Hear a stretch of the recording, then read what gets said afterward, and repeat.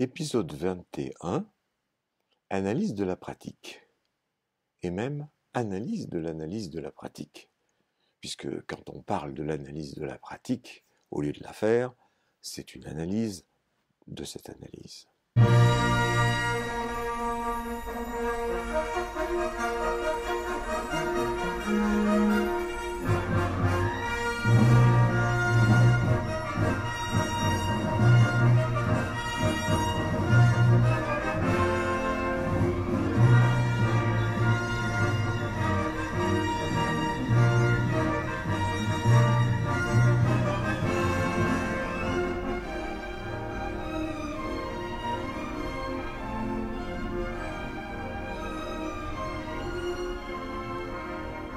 Alors, je voudrais partir de cette expérience qui est la mienne, de 40 ans, dans le milieu psy, hôpitaux, cabinets, CMP, institutions diverses, écoles diverses, dont j'ai été membre, groupes divers, groupes d'analyse de la pratique, parce qu'il y a plusieurs façons de faire de l'analyse de la pratique.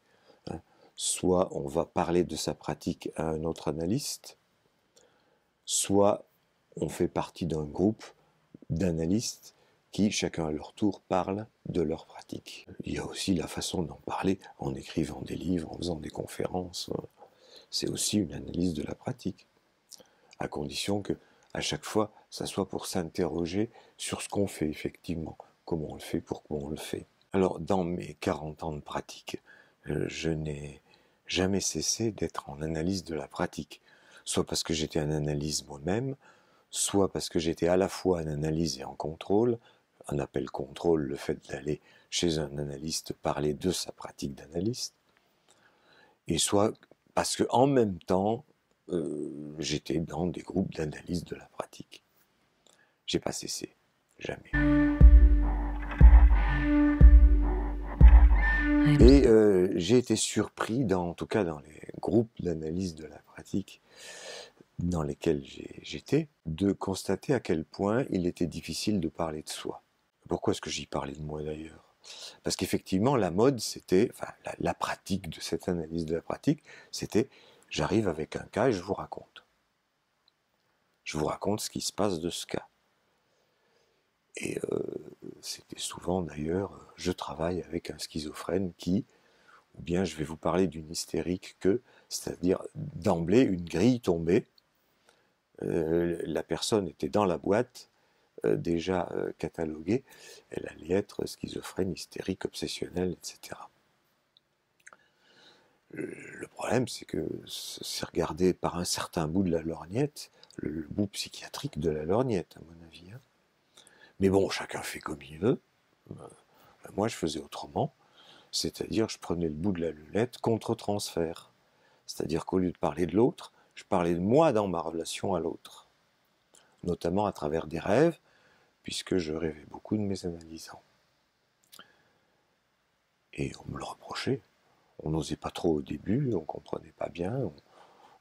D'abord, on souriait un petit peu, comme petite, comment dirais-je, singularité du bonhomme. Ensuite, on n'hésitait pas à me dire « tu devrais refaire une tranche d'analyse », ou encore « mais si moi je rêvais de mes analysants, je prendrais ça comme une intrusion insupportable », ou encore carrément « mon pauvre ami, t'es psychotique si tu rêves de tes analysants ». Bon, les collègues sont toujours très perspicaces pour ce qui est de savoir ce qui se passe chez l'autre, mais pour ce qui est de savoir ce qui se passe chez eux, ben on ne le sait jamais puisqu'ils n'en parlent pas. C'est juste ça le problème. Évidemment, ils ont un sacré modèle, c'est Lacan, puisque Lacan ne parle pas de sa pratique, tout en disant que tout ce qu'il dit vient de sa pratique. C'est le problème. Mais évidemment, Lacan ayant critiqué très fort le contre-transfert, on reste aussi dans ce champ de pensée où on ne parle pas de soi, puisque Lacan a critiqué le contre-transfert, donc il n'y a pas de contre-transfert. Donc mes sentiments dans le cadre de mon rapport à mon analysant n'ont pas d'importance. moi j'y pouvais rien, ça rêvait de mes analysants. Qu'est-ce qu'il fallait que je fasse de ça, puisque ça venait? Remarquez, dans mon premier contrôle, j'ai commencé comme tout le monde. J'amenais un cas. Et je parlais de cet analysant-là et des problèmes qu'il me posait. Et au début de ma pratique, je rêvais pas forcément de mes analysants. Ou plus exactement, je ne devais pas m'en rendre compte, parce que comme tout ce qui a trait à l'inconscient, il faut pouvoir être plus ou moins attentif à ce qui se passe lorsqu'on analyse un rêve, par exemple. Si on est formaté au fait qu'on ne rêve pas des analysants, ben on n'en rêve pas. Et si on est formaté au fait qu'il n'y a pas de contre-transfert, ben il n'y a pas de contre-transfert. Hein, c'est tout simplement comme ça que ça se passe aussi. Bon, alors ça n'empêche pas l'inconscient d'exister et les sentiments à l'égard de l'analysant d'exister aussi. Simplement, on en tient compte ou pas. Donc j'ai commencé comme tous les autres, et puis après, j'étais formaté justement dans le même sens que tout le monde, mais après il y a eu un moment où ces rêves à propos de mes analysants m'ont quand même interrogé, quoi. Il fallait bien que j'en fasse quelque chose. J'en ai fait un livre d'ailleurs, hein, Le rêve de l'analyste, mais c'est pas parce que j'ai écrit le livre qu'après j'ai arrêté de m'interroger. Hein, j'ai continué, ça n'arrête pas. Il n'y a jamais de réponse définitive à l'analyse. On analyse ce qui se passe tant qu'on vit. Il y a de l'inconscient. Tant qu'il y a de l'inconscient, ça veut dire qu'il y a des trucs qu'on ne sait pas, mais qu'on peut savoir si on en parle. Si on accepte d'en parler, si on accepte aussi de recevoir les rêves qui en parlent.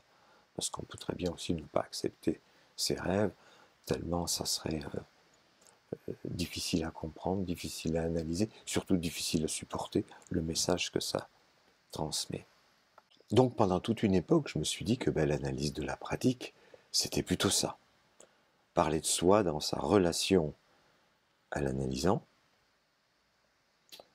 mais en laissant parler l'inconscient à travers soi.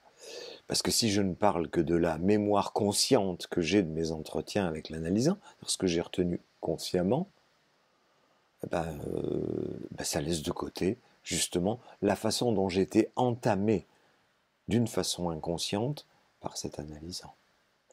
Donc pendant tout un temps, longtemps, peut-être 20 ans, j'étais dans cette formule. C'est-à-dire non pas on parle de l'autre, on parle de l'autre, mais à travers soi, c'est-à-dire on parle de soi. Maintenant, je suis même un peu plus loin. Je me dis que c'est pas tant ça qu'il faut évoluer les situations, puisque j'ai le recul de l'expérience, hein, mais c'est surtout le fait de parler de soi, tout simplement. L'analyse de la pratique, c'est pas forcément parler de sa pratique d'analyste, mais de sa pratique de sujet qui s'analyse. Parce que c'est ça essentiellement la pratique de la psychanalyse. La psychanalyse, c'est toujours principalement une auto-analyse. Hein. Tout simplement, en vertu de la règle posée par Freud, on confie au rêveur le soin d'analyser son propre rêve. On confie à celui qui a fait l'acte manqué le soin d'analyser son acte manqué, celui qui a fait le lapsus le soin d'analyser son lapsus. Hein. C'est lui qui dispose de toutes les associations, de toute son histoire, donc lui seul peut analyser. Donc l'analyse, c'est toujours principalement une auto-analyse.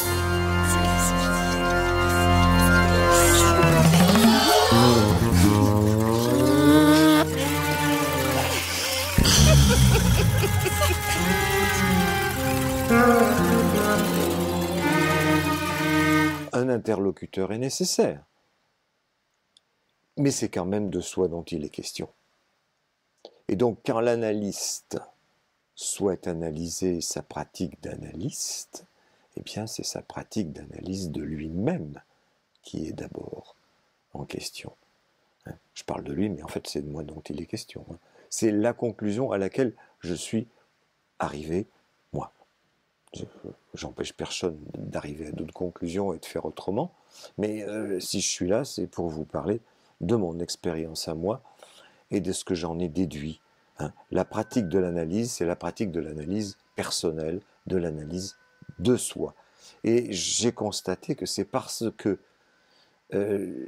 j'étais allé très loin dans l'analyse de moi-même, à travers mes rêves essentiellement, parce que c'est ce qui est le plus riche, et bien c'est à travers ça que j'arrivais le mieux à aider les analysants. Mais pas du tout en parlant de leur cas. C'est plutôt en étudiant mon cas que, à partir de là, me connaissant mieux, ça résonne plus facilement de l'analysant à l'analyste qui est moi-même, qui est analysant de moi-même. Ça résonne au sens des cordes d'un instrument à cordes qui résonne en sympathie. Vous voyez ce que je veux dire? On en gratte une, mais les autres prennent quelque chose de cette vibration pour rentrer en vibration également. Je ne fais pas de la mystique infraphysique ou métaphysique, là. Hein. Je constate, c'est tout. Hein. C'est lorsque j'entends quelque chose chez l'analysant, ça fait résonner quelque chose en moi parce que je l'ai longuement travaillé. Et ça m'empêche, justement, au lieu de me précipiter à plaquer ce que j'ai trouvé chez moi, chez l'analysant, au contraire, ça me l'empêche, mais ça me permet de formuler les bonnes questions au bon moment. Des questions le plus ouvertes possible, qui ne donnent pas la réponse, évidemment, mais qui aident l'analysant dans son propre cheminement. Parce que de toute façon, si je parlais d'un cas, comme d'hab, comme j'ai assisté des milliers de fois dans des groupes, chacun a sa vision personnelle du cas sur lequel il va plaquer des interprétations et surinterpréter, surplaquer des interprétations. Chacun pensant avoir la meilleure que celle du voisin, alors qu'il ne dispose absolument pas des éléments d'histoire de la personne elle-même. Alors la personne elle-même peut bien résister et ne pas vouloir accéder au trésor qu'elle cache elle-même dans le fond d'une grotte, mais dans ce cas-là, c'est de sa responsabilité. C'est son souci à elle. On ne peut pas le faire à sa place. Tout ce qu'on peut faire, c'est l'aider à franchir ce cap de résistance, et la meilleure des choses pour cela, c'est d'avoir saisi chez soi-même en quoi il y a des résistances.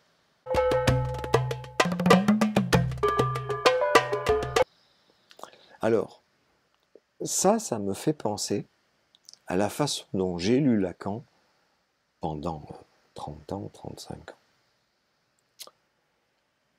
Avec cette résistance de l'admiration que maintenant je vois chez les autres. Avant je le voyais aussi, mais j'en participais. Donc c'était le même bain, tout allait bien. Mais cette admiration aveugle et abaisse le sens critique, voire le fait disparaître totalement. Pour en prendre un exemple, Lacan, vous le savez, dit toujours « tout ce que je vous dis, je le tiens de ma pratique ». Seulement de sa pratique, il n'en parle jamais. Il ne fait jamais d'analyse de sa pratique.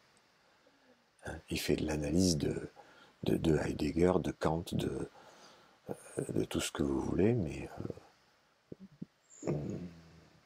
de sa pratique elle-même. C'est même pas la pratique des cas, c'est la pratique de lui-même. Ça, longtemps j'avais parlé, sauf dans ce chapitre du séminaire 20, mais j'en ai déjà parlé dans une autre vidéo, donc j'y reviendrai pas. Dans cette vidéo, je souhaiterais revenir par contre sur peut-être le seul endroit où il parle de sa pratique, c'est-à-dire le séminaire 3, où il y a un chapitre qui s'intitule « Je viens de chez le charcutier », et où il parle de son rapport avec une paranoïaque. Vous voyez que ça marche comme ce que je dénonçais tout à l'heure dans les nombreux groupes auxquels j'ai participé. C'est-à-dire d'emblée, il s'agit d'une paranoïaque. Alors, ça nous met tout de suite dans le bain. Quel bain? Celui de la psychiatrie. D'ailleurs, il s'agit d'une présentation de malade. Alors on dira, oui, mais ça ne vaut pas... Ben oui, mais j'ai pas autre chose sous la main. Et de toute façon, il s'en sert comme enseignement de psychanalyse. Puisque séminaire 3, nous sommes dans le cadre d'un séminaire de psychanalyse. Mais dans lequel il fait venir, quoi? La présentation de malade, qui est, depuis l'origine de la psychiatrie, un des fondements de la formation des psychiatres. Et effectivement, il y a cette façon psychiatrique de considérer les choses. Il dit, elle a un délire paranoïaque, puisque c'est une paranoïaque. Bon, moi j'appelle ça une tautologie, mais ça passe comme une lettre à la poste. Et à l'époque où j'étais dans l'admiration, je sentais bien que ça me choquait un petit peu au passage, mais je laissais tomber pour continuer dans l'extase admirative. En 40 ans de pratique, je n'ai jamais vu quelqu'un, il y a quelques pages, hein, je viens de chez le charcutier, c'est la page 58 à 64 de l'édition du Seuil, là. Je n'ai jamais vu quelqu'un repérer que dans ce petit morceau de clinique, pourrait-on dire, Lacan dit la chose et son contraire. Il dit, cette personne, vous pensez qu'elle reçoit son message sous une forme inversée, parce que c'est ce que je vous enseigne, que le sujet reçoit son propre message sous une forme inversée. Mais c'est pas ça du tout, c'est pas ça du tout. Et puis quelques pages plus loin, il nous dit, cette personne reçoit son message sous une forme inversée. Alors il revient plus souvent, en d'autres petits endroits, dans ces quelques pages, sur le fait qu'elle ne reçoit pas son propre message sous une forme inversée. Mais peu importe, j'ai jamais vu personne relever cette contradiction, qui, pour le moins, devrait donner à réfléchir. Mais à l'époque, j'ai peut-être lu ce texte, mais je ne sais pas moi, 20 fois. Je ne m'en suis même pas aperçu. Comme tout le monde. Ben, il a fallu que j'atteigne l'âge que j'ai et que je sois suffisamment sorti de l'admiration transférentielle à la fabuleuse capacité intellectuelle de Lacan pour entendre tout simplement ce qui est dit là. Donc on ne sait plus ce qu'il dit. Et en effet, qui parle? C'est lui-même qui pose la question. À propos de ce morceau de clinique, qui parle? Et il répond tout de suite, c'est la réalité qui parle.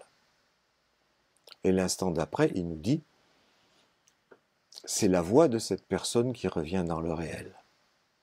Et là, vous voyez tout de suite, c'est une phrase, l'autre phrase, hein, vous vérifierez dans le texte. Voilà, c'est à la page 62. Le glissement de la réalité au réel. Hein. Mais la question n'est pas là, l'important est que Truy ait été entendu réellement dans le réel. Qui est-ce qui parle? Puisqu'il y a hallucination, c'est la réalité qui parle. Donc c'est ce glissement du réel à la réalité, ou de la réalité au réel, qui continuera dans toute l'œuvre de Lacan. Hein, c'est pas que là, il n'a pas suffisamment encore élaboré. Des glissements comme ça, j'en ai repéré dans toute son œuvre. Ce qui fait que il a beau avoir essayé de faire du réel, je pense bien qu'il essayait, il tournait autour, hein, faire du réel un concept différent de la réalité, mais sans arrêt, à ce glissement, on revient dans la réalité. Et effectivement, je dis la petite scène que cette femme lui a racontée, elle rentre chez elle, et dans le corridor, elle rencontre un monsieur, et elle dit au monsieur, je viens de chez le charcutier. Drôle de phrase, est-ce qu'en rentrant chez soi déjà, on va dire à une personne, ah je viens de chez le charcutier, mais pourquoi pas? Après tout, c'est peut-être pas plus fou qu'autre chose. Hein. Et elle a le sentiment que la personne lui répond Truy. Lacan suppose, et moi avec, et tout le monde, que la personne n'a pas dit truie. On ne répond pas ça effectivement à quelqu'un, ça paraît des évidences. C'est pas dit dans le texte, hein, mais il semblerait évident que c'est elle qui l'a entendu dans sa tête. Ouais, il y a des chances. N'empêche, c'est pas dit. Si c'est dans sa tête, mais que elle le situe en dehors, alors on dit que ça vient du réel. Mais en fait, ça vient de la réalité. Pour moi, en tout cas. Le réel, c'est pas ça. Le réel, c'est effectivement quelque chose d'impossible à symboliser. Or, lorsque quelque chose ou quelqu'un dans la réalité lui dit « truie », ce mot-là, c'est un mot, il est parfaitement symbolique, il est porteur de signification, il a beau se situer dans la réalité, il n'est pas dans le réel. Ça, c'est la distinction que moi je fais entre réel et réalité, d'une façon très précise. Hein?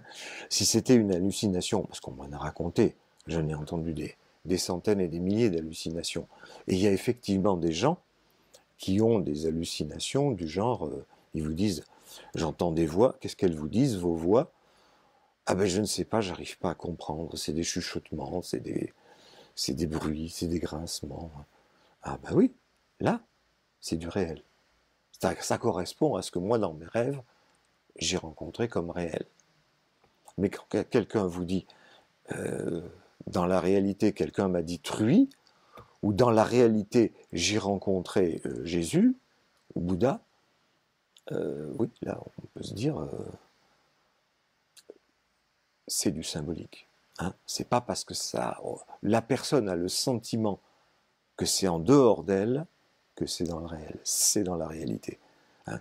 C'est une représentation, il est indéniable que c'est une représentation, que la personne situe en dehors d'elle-même, et c'est en dehors d'elle-même, s'appelle réalité. Ce n'est pas le réel. Mais revenons à la question, qui parle? Parce que c'est la question de laquelle j'étais parti. Dans un groupe d'analyse de la pratique, qui parle?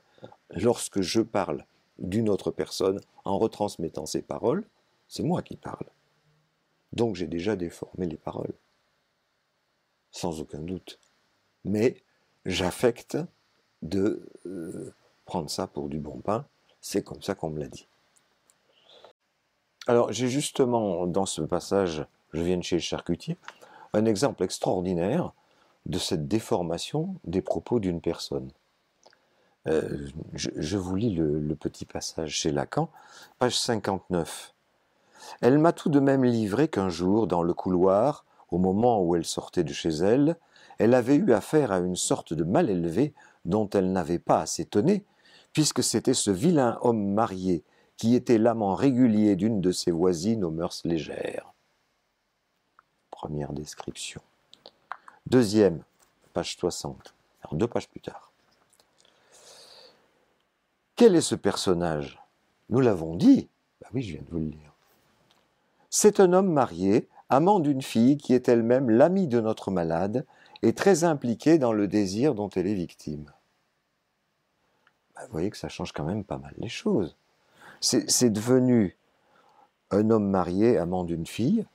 Bon, c'est une description finalement assez objective, mais dans un premier temps, c'était un vilain homme marié qui était l'amant régulier d'une de ses voisines, aux mœurs légères. Vous voyez comme ça change d'une page à l'autre. Alors, qui a dit quoi? Qui parle? C'est Lacan lui-même qui pose la question. Qui parle? Et alors, qui a dit quoi? Comment? Là, il est évident que Lacan réinterprète de 2 façons différentes les propos de la même dame. Le propos de la même dame, dont nous ne savons pas quel est-il, puisque nous en avons 2 versions. D'ailleurs, c'est très important, mettez-les en mémoire, cette histoire de cet amant régulier d'une de ses voisines qui est une de ses amies. Donc, vous voyez, rien qu'à l'examen de cette déformation dans 2 phrases censées rapporter les mêmes propos, l'importance de laisser le sujet parler. Qui parle? Pour moi, c'est le sujet. C'est jamais quelqu'un d'autre. Le sujet peut bien parler de quelqu'un d'autre, c'est le sujet qui parle. Et quand il croit parler de quelqu'un d'autre, il fait toujours subir à la situation où est inculpé, où est impliqué l'autre, sa grille interprétative. Et cette grille interprétative, on voit bien qu'elle n'est pas fixe. Là, dans cet exemple, c'est probant. Elle peut varier d'une minute à l'autre. Un coup, j'ai entendu ça, un coup, j'ai entendu autre chose. Alors, quand on est en train de disséquer ce que l'autre a cru entendre, alors qu'ai-je entendu moi de ce que Lacan a entendu, de ce que la personne lui a raconté, de ce qu'elle a cru entendre elle-même? Vous voyez la chaîne nécessaire à remonter et à laquelle on coupe court quand on se réfère à cette règle fondamentale de Freud, on confie au sujet le soin de s'analyser lui-même. Hein. Là, il n'y a plus de souci possible. Sur ce qui est de mon histoire, je peux effectivement donner une version à un moment, puis une autre version à un autre moment. Pourquoi pas? Il s'agit de mon histoire. Pas celle de l'autre. Là, c'est complètement différent. Alors, qui parle, par exemple, dans cet extrait, page 61, je vous lis juste la fin de la phrase, du fait des menaces de son mari, lequel, d'après les certificats médicaux, ne voulait rien moins que la couper en rondelles. D'après les certificats médicaux. Donc Lacan a lu les certificats médicaux, il reprend cette information, et il la réinjecte dans l'analyse du cas, mais on ne sait pas de quelle façon, comment ça s'articule. On a l'impression que ça pourrait être encore les propos de la dame, mais en fait c'est les certificats médicaux, et on commence à avoir l'indice que Lacan, de l'interprétation que Lacan va nous donner, dans ce ne voulait rien moins que la couper en rondelles. Effectivement, une truie, ça se coupe en rondelles comme en des tranches de saucisson, quoi. Et c'est ça qu'il veut nous dire comme interprétation finale. Avant d'en venir à cette interprétation finale, je vous redis ce truc assez marrant où cette question du qui parle s'annonce d'une manière cruciale. Page 60, Lacan écrit, enfin Miller écrit d'après ce que Lacan a dit. J'ai dit, je viens de chez le charcutier. Et alors, elle nous lâche le coup. Qu'a-t-il dit, lui? Il a dit truie. C'est la réponse du berger à la bergère. Vous voyez, le balancement. J'ai dit, il a dit, et elle nous lâche le coup. Le nous de majesté, le nous universitaire. Il n'y a pas de sujet qui écoute, c'est le savoir universitaire qui écoute nous. Le nous qui est de rigueur dans les thèses, enfin, sauf dans la mienne, et dans les travaux universitaires d'une manière générale. Et là, il aborde quelque chose qui est intéressant, hein, mais il n'y va pas vraiment. Il sent qu'il y a quelque chose, il en fait part, mais il n'arrive pas à en faire quelque chose. Il dit,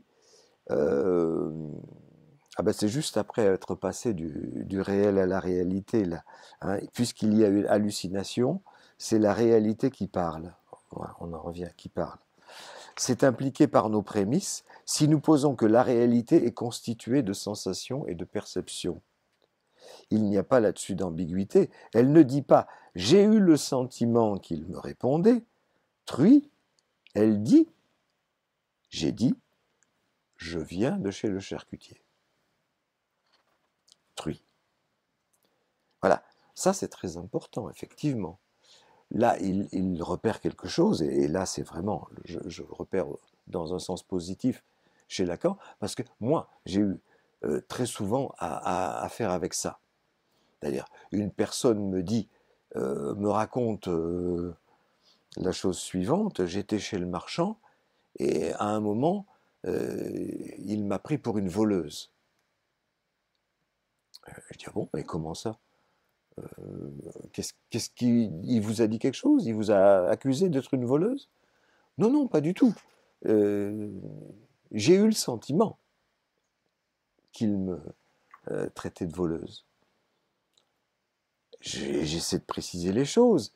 Mais vous avez entendu quelque chose dans la réalité? Ah non, pas du tout. Je dis, mais alors? Ah ben, je me suis fait des idées. Bon, vous voyez comment on peut faire bouger un discours dans le sens de faire revenir le sujet de ce qu'il a rejeté à l'extérieur, le faire revenir à l'intérieur. Hein. Elle n'assume pas qu'elle se sent coupable d'être une voleuse. Donc c'est l'autre qui lui dit « vous êtes une voleuse », mais par le fait que je la questionne sur la réalité, pas sur le réel évidemment, sur la réalité de la situation, elle la décrit mieux, cette réalité, et elle s'aperçoit très facilement que c'est son sentiment à elle. Ça, j'ai travaillé avec cette personne pendant une quinzaine d'années, et sur la fin de notre travail, quand elle arrivait en séance, elle en rigolait d'avance, elle disait « je me suis encore fait des idées, je vais vous raconter ». Elle faisait le travail elle-même. Elle réassumait à l'intérieur ce qu'elle avait l'habitude de projeter dans l'extérieur. Je dis bien dans l'extérieur, c'est-à-dire dans la réalité, pas dans le réel. Hein, pas du tout pareil. Donc cette question de comment les gens rapportent les faits, c'est super important. La personne vous dit brute de décoffrage, je suis une voleuse, ou ici truie, ou j'ai eu le sentiment qu'on me disait. Et là, on peut travailler là-dessus. Hein. Non pas en allant raconter à un autre ce que la personne nous a dit et faire de superbes interprétations devant les collègues, mais sur place, avec la personne elle-même, l'aider par un questionnement à réintrojecter en elle-même ce qu'elle avait projeté à l'extérieur. Bon, ce que Lacan ne fait pas là. Puisque il a déjà une grille d'analyse en tête. Il n'attend pas que la personne lui dise quelque chose. C'est une paranoïaque, elle a un délire paranoïaque. Et on en a vu arriver les prémices avec les soi-disant certificats médicaux, le couper en rondelles. Il a savamment ménagé ses effets. Ce n'est qu'après avoir décrit tout cela qu'il en arrive à proposer l'interprétation qui est la sienne. Donc il revient encore une fois au dialogue. Que dit-elle? Elle dit « Je viens de chez le charcutier ». Or, qui vient de chez le charcutier? Un cochon découpé. Vous voyez, c'est là qu'il y a le saut interprétatif. Il sort de ce qu'elle dit, mais il n'en sort pas au moment où il parle avec elle. Il en sort au moment où il en parle aux étudiants. Enfin, au public de son séminaire. Et là, personne n'a parlé de cochon découpé. C'est lui qui en parle. Il rajoute ça, il projette. Hein. Elle ne le sait pas qu'elle le dit, mais elle le dit quand même. Oh, affirmation toute gratuite, je me permets de contester. Je suis désolé, elle ne l'a pas dit, et c'est pas à moi de savoir ce qu'elle dit à la place de ce qu'elle dit. Hein. À bien d'autres endroits, d'ailleurs, de son séminaire, Lacan dirait qu'il est très important de s'en tenir à ce que disent les gens. Et là, on voit bien que c'est pas ce qu'il fait. Hein. Remarquez, à sa décharge, il dit lui-même dans ces quelques pages, il dit exactement « je fais ce que je vous dis qu'il ne faut pas faire ». Mais il ne le dit pas à propos de ça, il le dit à propos d'autre chose. Donc ça, c'est très sympathique, je le remercie de cette remarque, mais là, il ne se rend pas compte du tout qu'effectivement, il plonge à pieds joints là-dedans. Hein. Et il poursuit, donc elle ne le sait pas qu'elle le dit, mais elle le dit quand même. Cet autre à qui elle parle, elle lui dit d'elle-même « Moi, la truie, je viens de chez le charcutier, je suis déjà disjointe, corps morcelé, membra disjecta, délirante, et mon monde s'en va en morceaux comme moi-même. » Voilà ce qu'elle dit. Contre-proposition absolue. Pas du tout. Elle ne dit pas ça du tout. C'est une interprétation, c'est une projection de savoir. C'est une paranoïaque, donc elle a un discours paranoïaque, et comme dans les livres, on dit que les psychotiques ont un corps morcelé, ah ben voilà, on réinjecte la théorie du corps morcelé. On l'a en interprétant ce truie comme étant la démonstration clinique de l'existence du corps morcelé, alors que pas un de ces mots-là n'a été prononcé par la personne. Alors, Lacan sent bien qu'il y a quelque chose qui ne va pas, mais il le sent seulement. Il tourne autour. Parce que, page 60, elle était bien d'accord, c'était ce qu'elle voulait que je comprenne. C'était peut-être aussi ce qu'elle voulait que l'autre comprenne. Seulement, c'est justement ce qu'il ne faut pas faire. Ce à quoi il faut s'intéresser, c'est au point de savoir pourquoi elle voulait justement que l'autre comprenne cela, et pourquoi elle ne le disait pas clairement, mais par allusion. Si je comprends ce qui se passe, non, si je comprends, je passe, je ne m'arrête pas à cela puisque j'ai déjà compris. Voilà qui vous manifeste ce qu'est entrer dans le jeu du patient, c'est collaborer à sa résistance. Et quand une résistance réussit, c'est parce que vous êtes dedans jusqu'au cou, parce que vous comprenez. Vous comprenez, vous avez tort.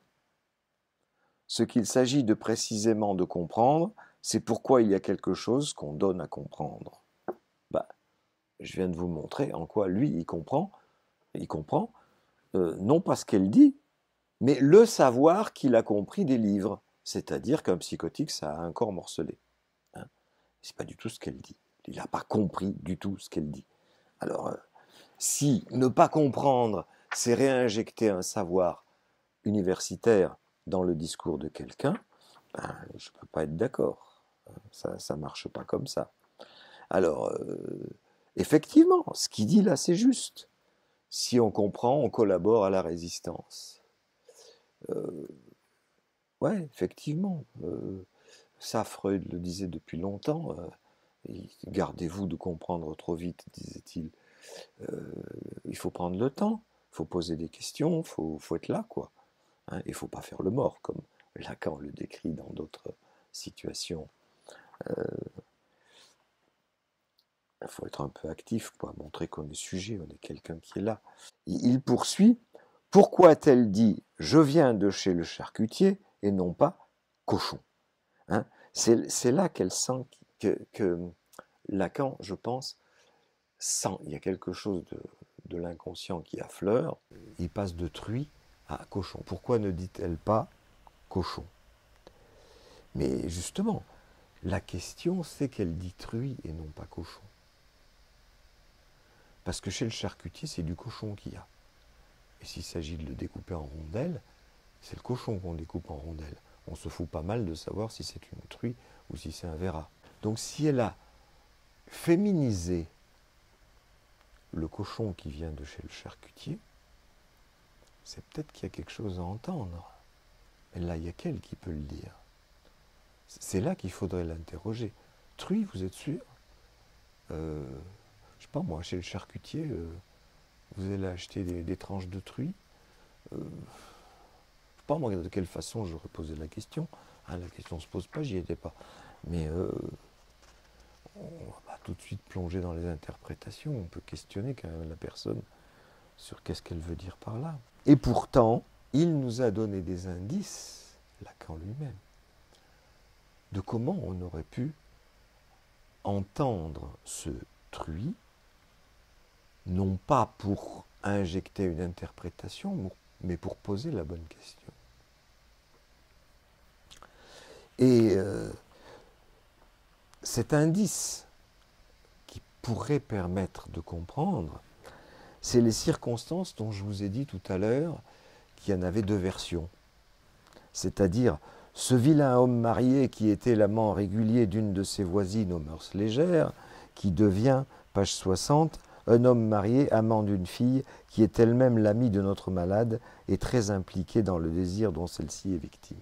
Donc là, moi, je me fais mon délire interprétatif. Je me dis, voilà, cette dame est l'amie de l'amante de ce monsieur qu'elle rencontre. Or, elle a le sentiment que ce monsieur lui dit truie. alors qu'elle dit « je viens de chez le charcutier ». Je me fais cette hypothèse, qui est un délire. Hein. Est-ce que, elle qui vit seule avec sa mère, c'est ce qu'on nous dit aussi dans le contexte, hein, est-ce qu'elle n'est pas quelque part jalouse de cette amie qui a un monsieur? Et que si elle a un monsieur, c'est que ce monsieur est un cochon. Forcément, tous les hommes sont des cochons, c'est bien connu. Hein. D'ailleurs, vous avez qu'à voir Balance ton porc, c'est encore d'actualité.